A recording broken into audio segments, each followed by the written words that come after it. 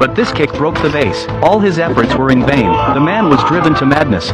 He tried the button higher up. A rope descended into the room, but soon, the rope disappeared on its own. He summoned the rope again, ran over and grabbed it. Then he returned to press the exit button. The door appeared on the wall. He gripped the rope tightly and swung over. Just in time, he arrived before the door closed. He went to pull the door handle, but the door didn't open. He needed a key to open it.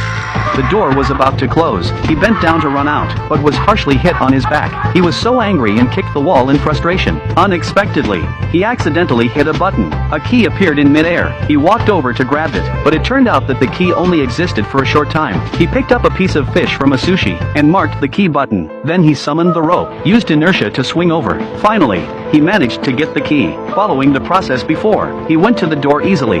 He used the key to open the door, but the door still wouldn't open. He looked up. There was a password lock on it. He was running out of time, so he got out of this small space. Now, he had run out of patience. He picked up the plunger and threw it away. It hit a button. The black man walked out from the wall, gave him a glance, and then walked away. At that moment, he suddenly realized that there were 3 numbers on the man's head. It must be the code for the door. He followed the method before, twisted the numbers one by one. After a few tries, sure enough, the password was correct. He finally opened the door. The door was pulled open, but the exit behind him closed. Now he was trapped in this small space. He wanted to pull the door and walk out, but the space was too tight. He couldn't squeeze through. He got stuck behind the door. Now he was done for. Even the white room behind was out of reach. He crouched in the corner and cried. He started to miss the room behind him. Although he didn't have freedom, at least he didn't have to worry about food, and there were toys to kill time too. After reflecting for a moment, the man noticed a gap in the wall. He reached out and pulled it, and it turned out to be a sliding door.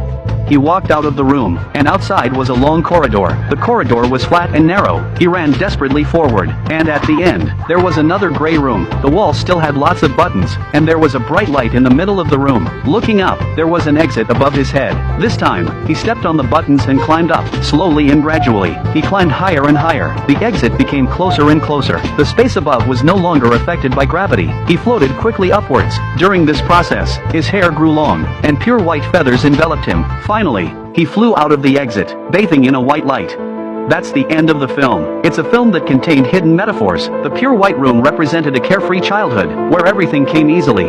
The corridor represented youth, firmly setting goals and moving forward. Climbing upwards in a darker room represented reaching middle age, facing the heavy pressures of life and society. Ascending further represented entering old age, remaining calm and composed. As the old saying goes, one at 30 should be established, at 40 not confused, at 50 he knows his destiny. After experiencing various tribulations and tests, life would achieve intellectual freedom.